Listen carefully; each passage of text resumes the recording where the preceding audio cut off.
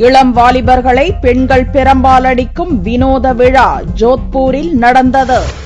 ராஜஸ்தான் மாநிலம் ஜோத்பூரில் உள்ள பார்வதி தேவி கோவிலில் கடந்த 65 ஆண்டுகளாக வினோதமான பிரம்படி திருவிழா நடந்து வருகிறது.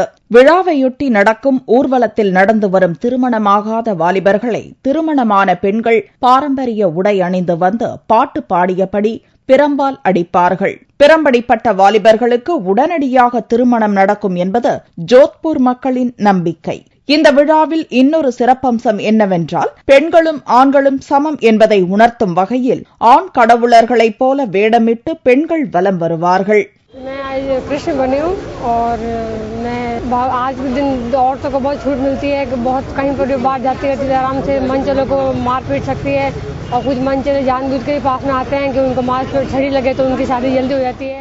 मैं नारी हूँ और मैं चाहती हूँ नारी का सब सम्मान करें और मैं मेरी महादेव बनने की इच्छा थी और मेरे बच्चे को अच्छा अलग से कुछ मैं लुक दिखाना चाहती थी और नारी पुरुष के बराबर वैसे होती है, पर आज मैं सोचती हूँ कि मैं खुद ही पुरुष के बराबर मैं नारी बनूं, तो वो मतलब मैं उसके बच्चों को खुश करने के लिए मतलब मैं महादेव बनी हूँ.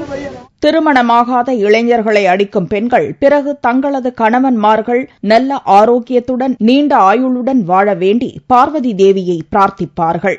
ஆட்டம் பாட்டம் என்று களை கட்டும் இந்த விழாவில் பங்கேற்க எங்கிருந்தாலும் தவறாமல் வந்து விடுவார்களாம் ஜோத்பூர் வாசிகள்.